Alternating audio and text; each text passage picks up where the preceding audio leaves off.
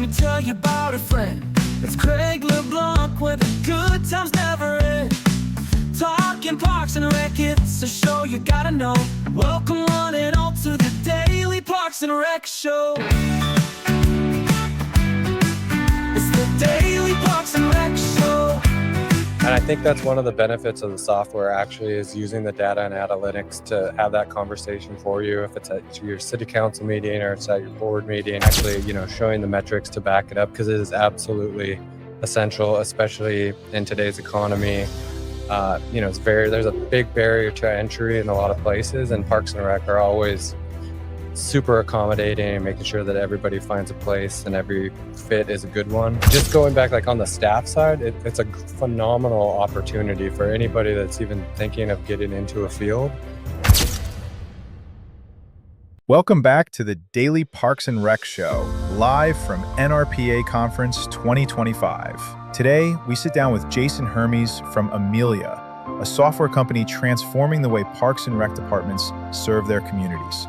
In this episode, Jason shares his journey from growing up in youth sports to building digital solutions that save staff time, streamline operations, and make it easier than ever for families to access programs. We'll dive into how Amilia integrates with over 40 different software partners, bringing seamless, Amazon-like self-serve experiences to Parks and Rec. Jason also gives us an inside look at Amilia's $35 million investment into Parks and Rec innovation and why data, automation, and smart partnerships are key to proving our field is an essential service. Stick around.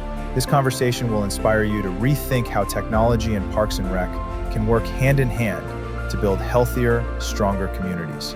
Let's dive in.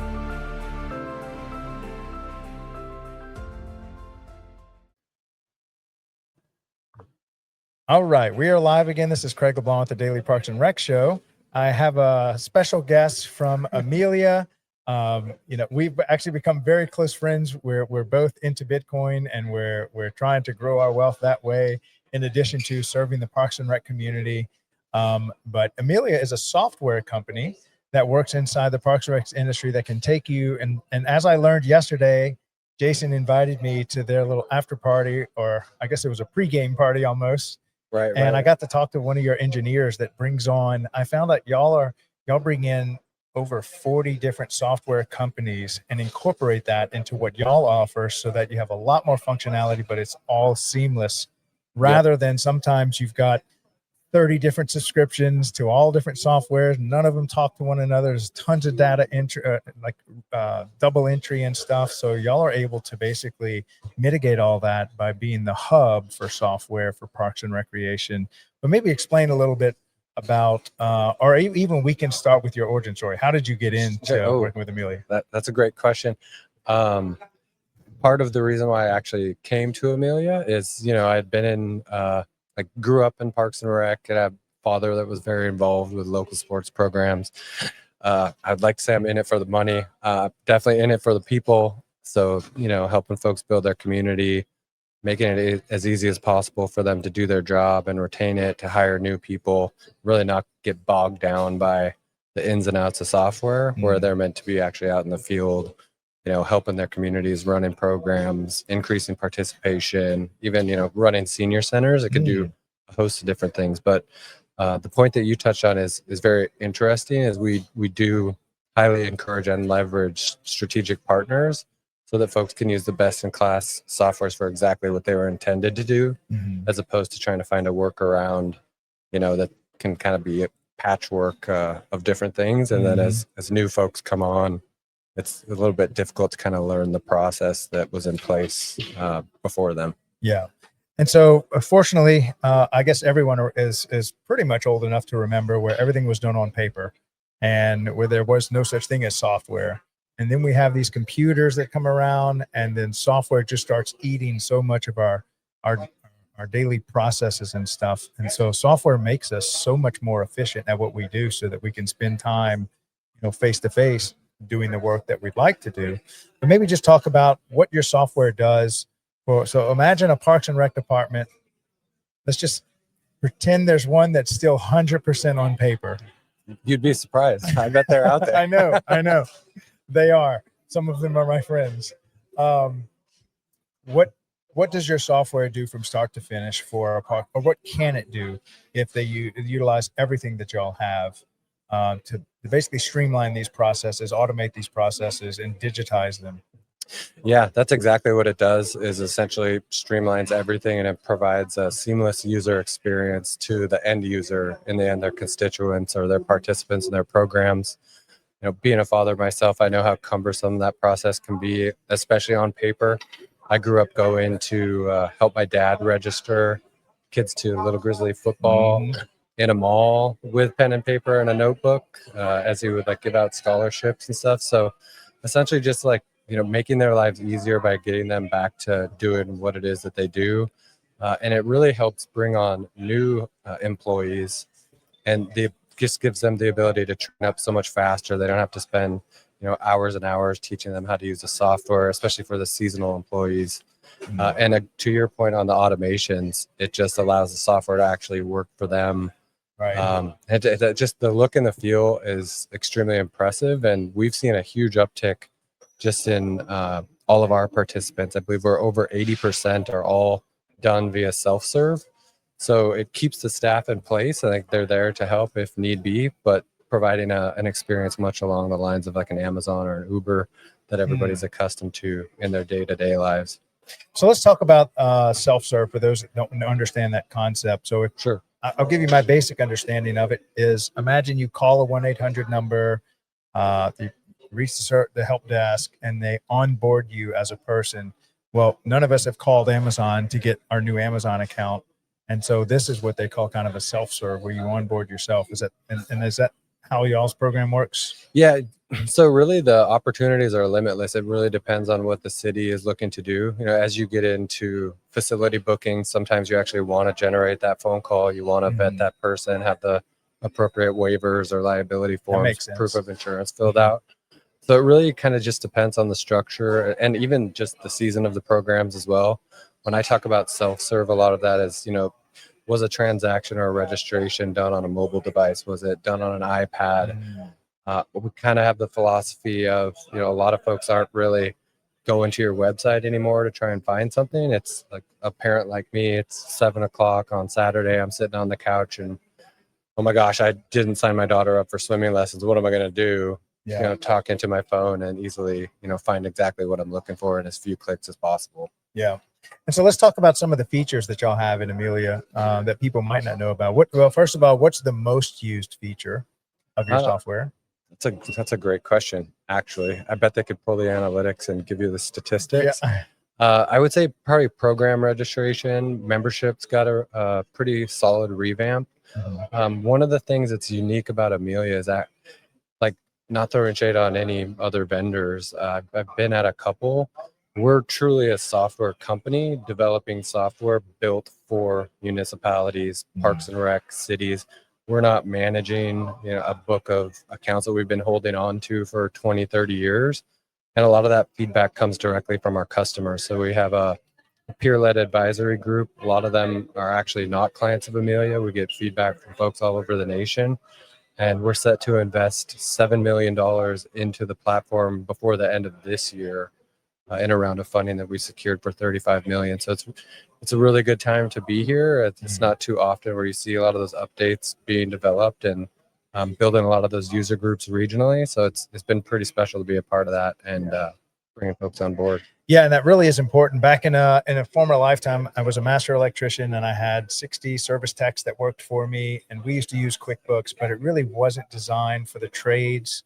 And then at some point, QuickBooks invested a lot of money to cater to the trades. And it was a night and day difference when you've got the programmer trying to understand and serve your industry on a deep level. So to your point, the programmers at Amilia are now putting in a lot more effort to serve the Parks and Rec community. This is not something made for a commercial business that you have to figure out how to make it work for your industry. It's just the opposite. You all have programmers and funding to actually write the software to solve the problems that Parks and Rec professionals face. That's a really good point. Actually, that's something that especially the smaller, mid-sized municipalities and cities just don't have the bandwidth, or they don't have the staff manpower to do that. This has kind of been a year of turnover. There's a lot of new, younger folks getting into Parks and Rec, which is great, but a lot of the folks that have been there forever and had their own little system in place have kind of fallen to the wayside. And it's been really interesting seeing how fast the younger folks have got up to speed, and they really don't have either the budget to have like a big thorough staff of programmers dedicated to strictly managing, program creation.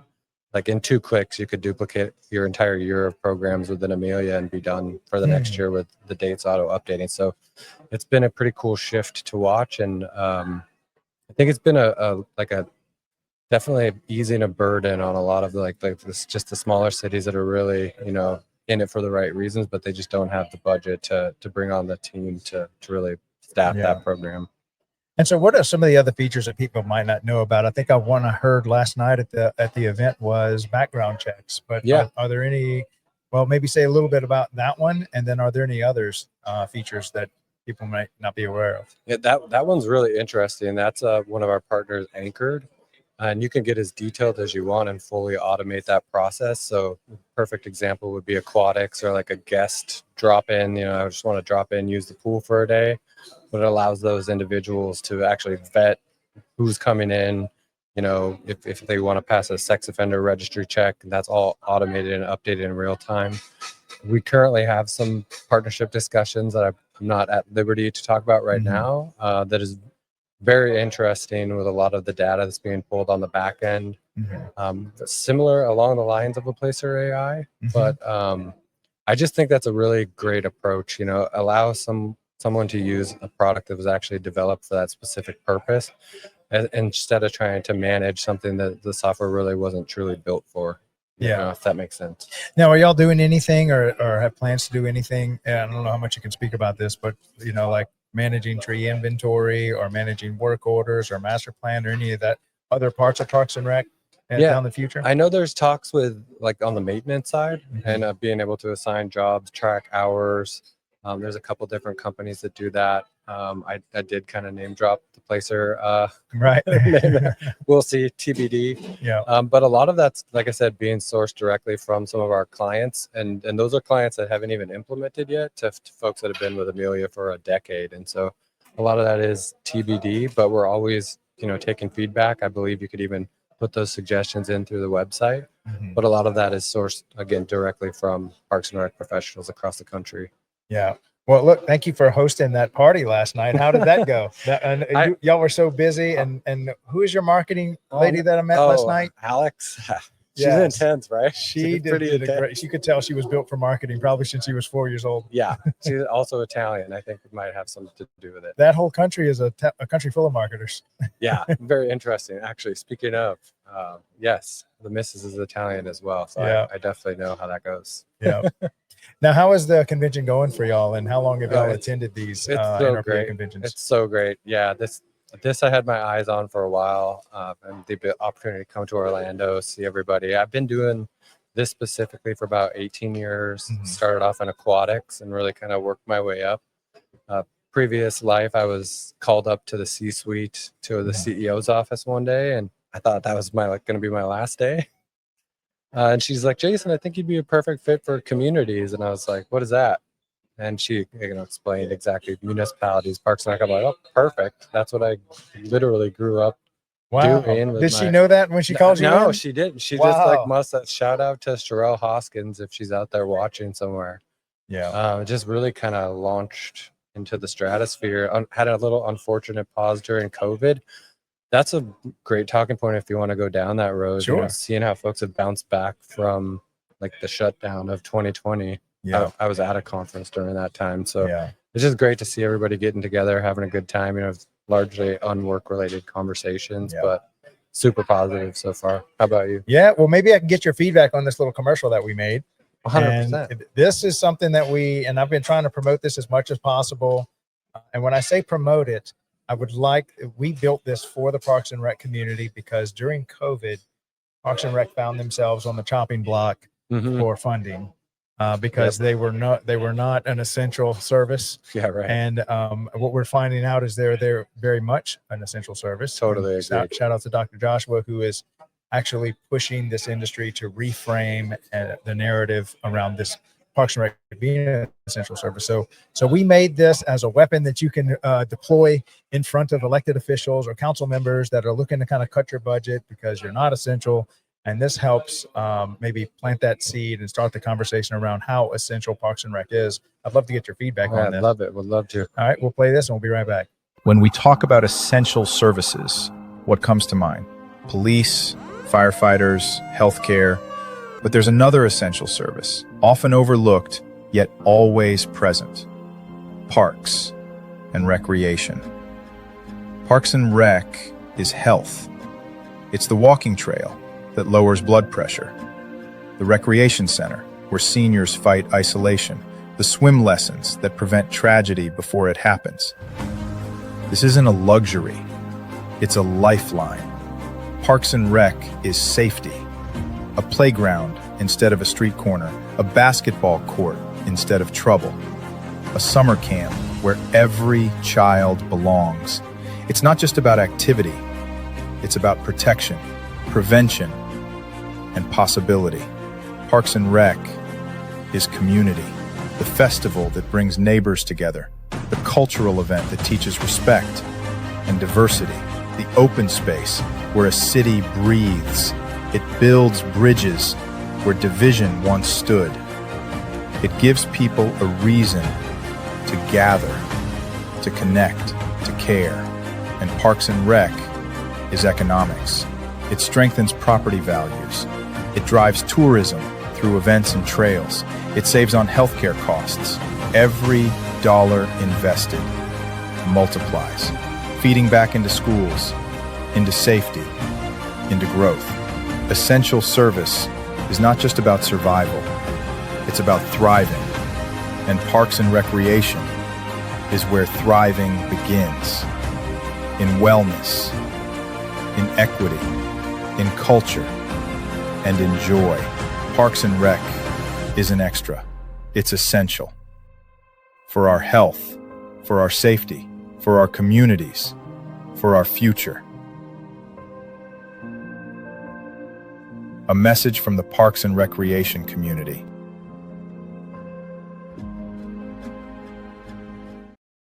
So how we do? Trying to make a grown man cry on your podcast. That's messed up, man.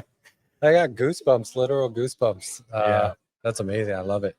Yeah, maybe anything to add as far as why do you think Parks and Rec is an essential service and should actually be fully funded in every community in America? 100%. And I think that's one of the benefits of the software actually is using the data and analytics to have that conversation for you. If it's at your city council meeting or it's at your board meeting, and actually, showing the metrics to back it up, because it is absolutely essential, especially in today's economy.